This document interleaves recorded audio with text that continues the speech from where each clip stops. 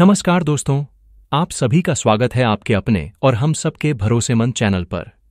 सबसे पहले हम आज की इस विशेष प्रस्तुति को शुरू करने से पहले एक महत्वपूर्ण बात स्पष्ट कर देना चाहते हैं। यह channel EPS news today commander Ashok Rawat ji का आधिकारिक चैनल है। जी हां, यह वही मंच है जिसे उन्होंने आप सभी पेंशन धारकों की आवाज को संगठित करने के लिए चुना है।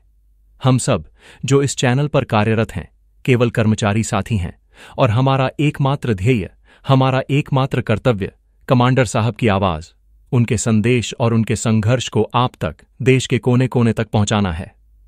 कमांडर साहब का आप सभी सच्चे पेंशनधारी साथियों से यही कहना है, यही आह्वान है कि अगर आप इस मुहिम को, इस लड़ाई को अपना मानते हैं, अगर आप अपने हक के लिए समर्पित हैं, तो इस चैनल को सब्सक्राइब, लाइक और शेयर करने में कोई कमी मत छोड़िए।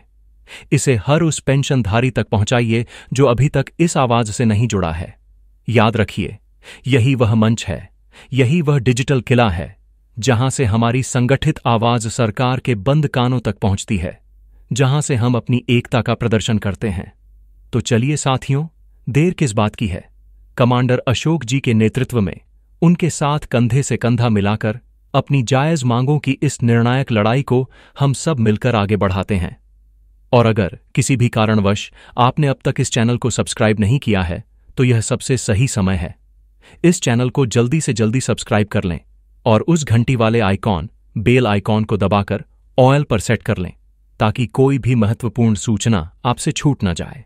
अब हम आते हैं आज की सबसे बड़ी कवरेज पर। दोस्तों, आज हम बात करने वाले हैं उन 3 बड़ी, बेहद जरूरी और सनसनीखेज खबरों की, जो इस वक्त आज की तारीख में देश भर के करोड़ों पेंशन धारकों के भविष्य के लिए बेहद अहम और जरूरी हैं।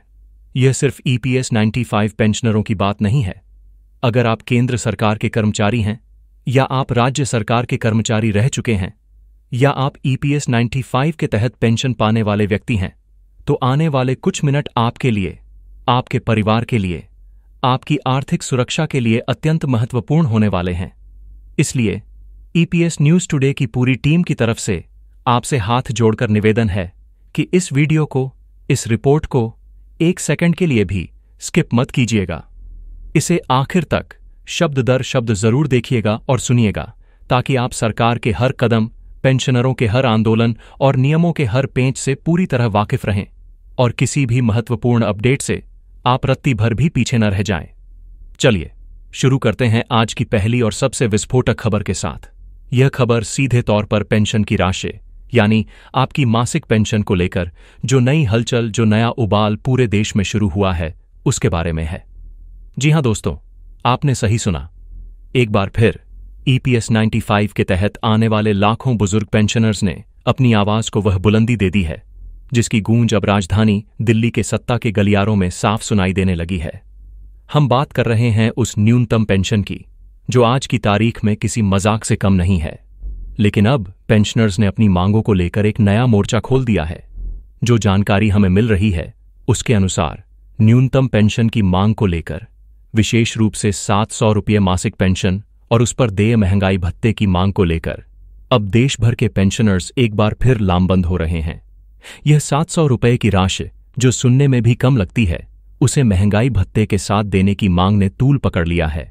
इस पूरे आंदोलन की धुरी, यानी ईपीएस नेशनल संघर्ष समिति एनएसी की एक अत्यंत अहम और गोपनीय बैठक हाल ही में संपन्न हुई है। हमारे सूत्रों के अनुसार इस बैठक में आंदोलन के अगले चरण को लेकर एक नई, अभूतपूर्व और आक्रामक रणनीति तय कर ली गई है। अब पेंशनर्स सिर्फ झांपन देने या शांतिपूर्ण प्रदर्शन तक सीमित नहीं रहेंगे। जो खाका तैयार किया गया है, उसके अनुसार अब पेंशनर्स जिला स्तर से लेकर राज्य की राजधानियों तक और अंत में देश की राजधानी दिल्ली तक अपनी संगठित ताकत दिखाने के लिए पूरी तरह कमर कस चुके हैं। इस बैठक की गंभीरता का अंदाजा आप इसी बात से लगा सकते हैं कि इसमें संगठन के शीर्ष नेतृत्व ने हिस्सा लिया। बैठक में प्रदेश अध्यक्ष श्री ओम शंकर तिवारी जी, मंडल अध्यक्ष श्री अशोक कुमार यादव जी समेत कई प्रमुख और वरिष्ठ पदाधिकारी व सदस्य मौजूद रहे। यह बैठक कई घंटों तक चली और इसमें सिर्फ एक ही मुद्दे पर मंथन हुआ, अब नहीं तो कब। बैठक में सर्वसम्मति से यह तय किया गया कि जब तक, और ध्यान से सुनिए, जब तक सरकार 2 प्रमुख मांगों को मान नहीं लेती, तब तक यह आंदोलन किसी भी कीमत पर जारी रहेगा, रुकेगा नहीं, झुकेगा नहीं। पहली मांग, न्यूनतम पेंशन को 700 रुपये और 700 महंगाई भत्ते के साथ तत्काल प्रभाव से लागू किया जाए। और दूसरी, उतनी ही महत्वपूर्ण मांग, ईपीएस 95 के सभी कर्मचारियों और उनके जीवन साथी, पति या पत्नी को बिना किसी शर्त आयुष्मान भारत योजना के तहत संपूर्ण चिकित्सा सुविधा का लाभ दिया जाए, क्योंकि यह देखा गया है कि पेंशन की राशि से ज्यादा खर्च इन बुजुर्गों का दवाइयों पर हो रहा है। बैठक के बाद प्रदेश अध्यक्ष श्री उमाशंकर तिवारी ने जो कहा वह पेंशनरों के दर्द को बयां करता है। उन्होंने कहा कि यह कोई नई लड़ाई नहीं है। पिछले 8 सालों से, जी हां 8 लंबे वर्षों से, पेंशनर्स देश के हर कोने से, जम्मू से लेकर कन्याकुमारी तक और गुजरात से लेकर अरुणाचल तक अपनी आवाज उठा रहे हैं। ऐसा कोई दरवाजा नहीं है जो खटखटाया न गया हो। पीएफ कमिश्नर के दफ्तरों से लेकर देश के श्रम मंत्री, वित्त मंत्री और यहां तक कि स्वयं देश के प्रधानमंत्री तक से कई दौर की, अनेकों दौर की बातचीत हो चुकी है। आश्वासन भी मिले, वादे भी हुए, कमेटियां भी बनी, लेकिन नतीजा अब तक सिफर है, शून्य है, ढाक के 3 पात है। इसी बीच संगठन के राष्ट्रीय अध्यक्ष, जिनकी आवाज आप इस चैनल के माध्यम से सुनते हैं, हम सबके नेता कमांडर अशोक रावत जी और संगठन के महासचिव श्री वीरेंद्र सिंह राजावत जी ने भी स्पष्ट कर दिया है। उन्होंने बताया है कि यह आंदोलन अब अपने निर्णायक दौर में यानी फाइनल फेज में पहुंच चुका है।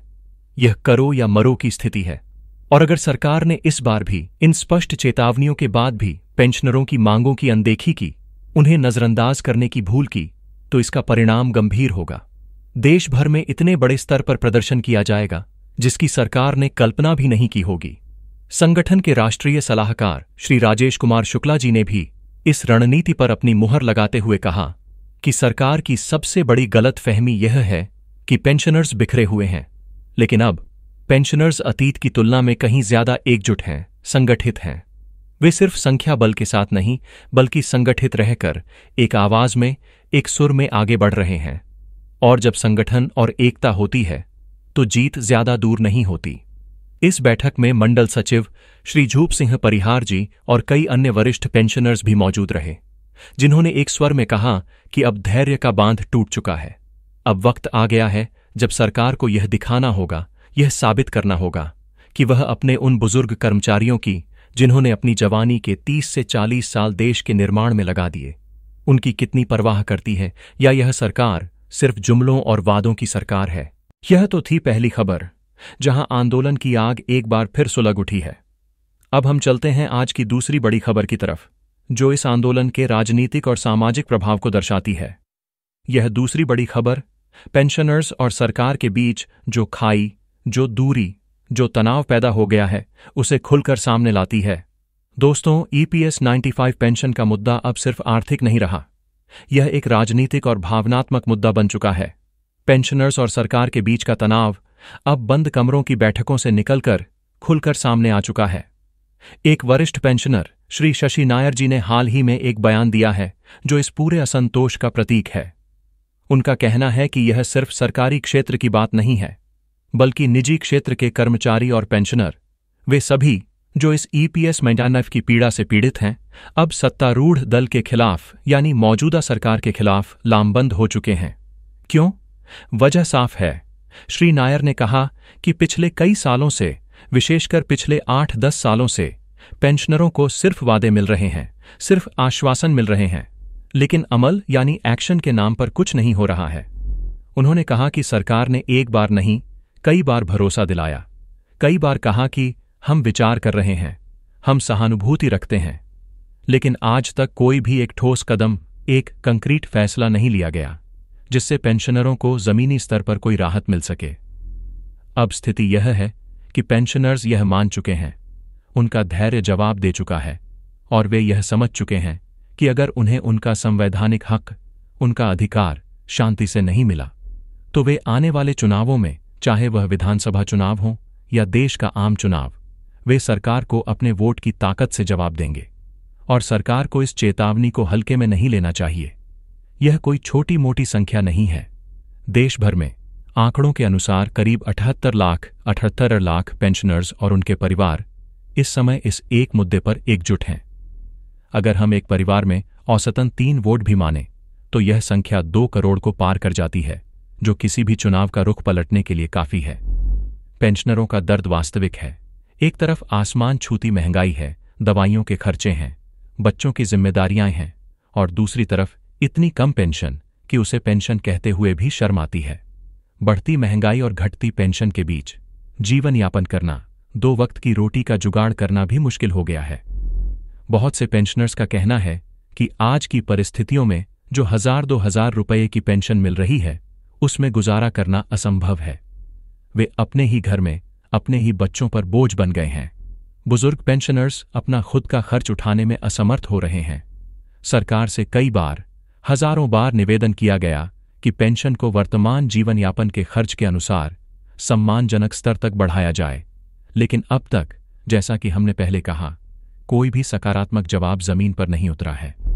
इसी वजह से अब यह असंतोष, यह गुस्सा तेजी से बढ़ रहा है। श्री शशि नायर ने एक बहुत गहरी बात कही। उन्होंने कहा कि पेंशनर्स अब सिर्फ आर्थिक तौर पर नहीं, बल्कि राजनीतिक तौर पर भी जागरूक हो चुके हैं। उन्हें यह बात भली भांति समझ आ गई है कि अगर वे एकजुट होकर एक मंच पर आकर अपनी आवाज को बुलंद करें, तो सरकार को, चाहे वह कोई भी सरकार हो, उन्हें झुकना ही पड़ेगा, उनकी बात माननी ही पड़ेगी। यही वजह है दोस्तों कि अब यह आंदोलन सिर्फ चंद रुपयों की बढ़ोतरी का आंदोलन नहीं रहा। अब यह लड़ाई पेंशन की नहीं, बल्कि अपने आत्मसम्मान की लड़ाई बन चुका है। यह लड़ाई अपने बुढ़ापे की गरिमा को बचाने की लड़ाई बन चुका है। और अब हम रुख करते हैं आज की तीसरी और शायद सबसे जरूरी तकनीकी खबर की तरफ। यह खबर सीधे तौर पर आपकी पेंशन प्रक्रिया से जुड़ी है, और इसमें हुई एक छोटी सी चूक आपकी पेंशन को रोक सकती है। जी हां, यह खबर आ रही है सीधे ईपीएफओ यानी कर्मचारी भविष्य निधि संगठन के दफ्तर से। ईपीएफओ ने पेंशन से जुड़े नियमों में एक बहुत ही अहम और तात्कालिक बदलाव कर दिया है, जिसके बारे में हर पेंशनर को, और विशेषकर उन्हें जो जल्द ही रिटायर होने वाले हैं, जानना बहुत जरूरी है। नया नियम क्या है? ध्यान से सुनिए। अब रिटायरमेंट के बाद सिर्फ नौकरी के 10 साल या उससे अधिक पूरे कर लेना ही पेंशन पाने के लिए काफी नहीं है। अब आपको एक बेहद जरूरी फॉर्म भरना होगा, जिसे अनिवार्य यानी मैंडेटरी कर दिया गया है। जी हां, अगर आप अपनी मासिक पेंशन शुरू करवाना चाहते हैं, तो आपको फॉर्म 10D भरना हर हाल में अनिवार्य है। ईपीएफओ ने चेतावनी जारी की है। अगर आप यह फॉर्म यानी फॉर्म 10D नहीं भरते हैं, तो आपकी पेंशन प्रक्रिया शुरू ही नहीं होगी। आपकी पेंशन में महीनों की देरी हो सकती है, या शायद आपकी पेंशन रोकी भी जा सकती है, जब तक कि आप यह फॉर्म जमा नहीं करवाते। अब आप सोच रहे होंगे कि यह फॉर्म कैसे और कहां भरना है। ईपीएफओ ने सुविधा दी है कि यह फॉर्म आप ऑनलाइन यानी ईपीएफओ के पोर्टल पर जाकर और ऑफलाइन यानी कागजी तौर पर दोनों तरीकों से भर सकते हैं। लेकिन ध्यान देने वाली बात यह है कि अगर आप ऑनलाइन भी भरते हैं, तब भी इसके दस्तावेजों को अंत में अपने नजदीकी ईपीएफओ ऑफिस में जमा कराना जरूरी है।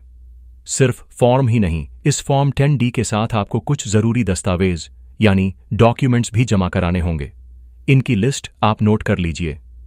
आपका सेवा प्रमाण पत्र, सर्विस सर्टिफिकेट, जो यह साबित करेगा कि आपने कहां और कब तक काम किया। आपका आधार कार्ड, जो आपकी पहचान और पते को सत्यापित करेगा। आपके बैंक पासबुक की एक साफ कॉपी, जिसमें आपका खाता नंबर और IFSC कोड स्पष्ट दिखे, ताकि पेंशन सही खाते में आ सके। और आपकी हाल ही में खींची गई पासपोर्ट साइज की फोटोग्राफ।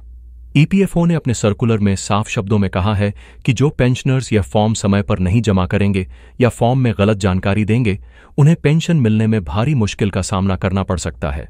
इसलिए ईपीएस न्यूज टुडे आपसे अनुरोध करता है कि अगर आप हाल ही में रिटायर हुए हैं या अगले कुछ महीनों में रिटायर होने वाले हैं, तो बाकी सब काम छोड़कर सबसे पहले इस फॉर्म 10D को भरने की प्रक्रिया पूरी करें। अब एक और जरूरी सवाल जो कई दर्शक पूछते हैं कि किन लोगों को पेंशन का फायदा मिलेगा। नियम बहुत स्पष्ट है। पहला नियम, अगर आपने किसी संस्थान में 10 साल 10 ईयर्स से कम नौकरी की है, यानी आपकी सेवा अवधि 10 साल से कम है, तो आपको मासिक पेंशन, मंथली पेंशन का फायदा नहीं मिलेगा। ऐसे में आप सिर्फ अपने पीएफ अकाउंट में जमा पूरी राशि employee plus employer share plus interest को एक साथ निकाल पाएंगे।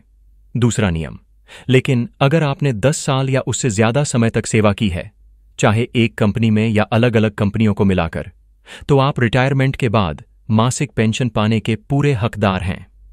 यह पेंशन आपकी 58 साल की उम्र से शुरू होगी और जब तक आप जीवित हैं यानी जीवन भर चलती रहेगी।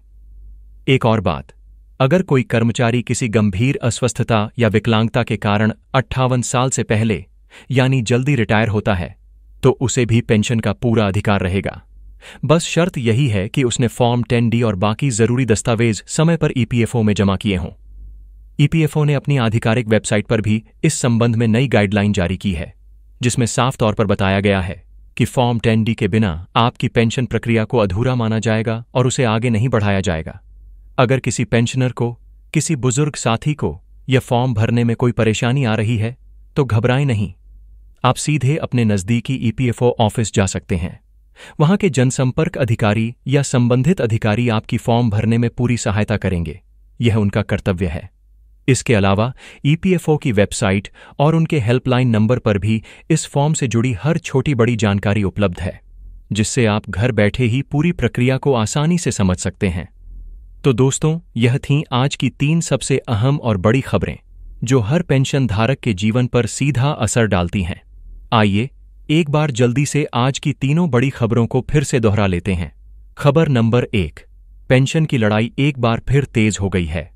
ईपीएस नेशनल संघर्ष समिति ने नई रणनीति बना ली है। अब जिला से लेकर राजधानी तक बड़े आंदोलन की तैयारी है।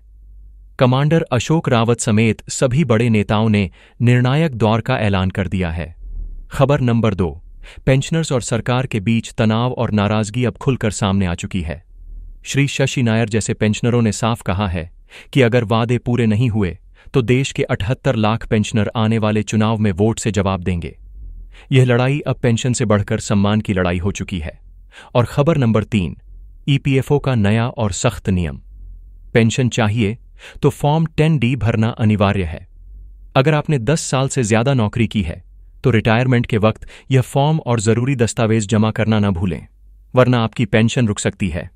और हां, एक बात जो हमने पहली खबर में देखी, मांगों को लेकर जो स्थिति है, चाहे वह 700 रुपये की मांग हो या अंत में जो 1700 रुपये मासिक पेंशन की मांग का जिक्र आया हो, यह स्पष्ट है कि पेंशनर्स अपनी मांगों को लेकर अब पीछे हटने को तैयार नहीं हैं। हम ईपीएस न्यूज टुडे पर हर खबर पर अपनी पैनी नजर बनाए रखेंगे। कमांडर अशोक रावत जी का जो भी अगला संदेश आएगा या आंदोलन की जो भी रूपरेखा तय होगी, हम उसे सबसे पहले आप तक पहुंचाएंगे। अगर आपको आज की यह गहरी और विस्तृत जानकारी जरा भी उपयोगी लगी हो, अगर आपको लगता है कि हम आपकी आवाज को सही तरीके से उठा रहे हैं, तो इस वीडियो को एक लाइक जरूर कीजिए और इसे अपने सभी पेंशनर साथियों, अपने व्हाट्सएप ग्रुप्स में, अपने फेसबुक पर हर जगह शेयर कीजिए ताकि कोई भी इस जानकारी से वंचित न रहे। और सबसे जरूरी बात, अपने चैनल ईपीएस न्यूज टुडे को सब्सक्राइब करना मत भूलिए। साथ ही घंटी वाले आइकॉन, बेल आइकॉन को दबाकर उसे ऑल पर जरूर सेट कीजिए ताकि आने वाली हर बड़ी और ब्रेकिंग अपडेट, हर जरूरी खबर आप तक सबसे पहले बिना किसी देरी के पहुंच सके। मिलते हैं अगले वीडियो में एक और ताज़ा और बड़ी खबर के साथ। तब तक के लिए अपना और अपने परिवार का ख्याल रखिए। धन्यवाद और जय हिंद।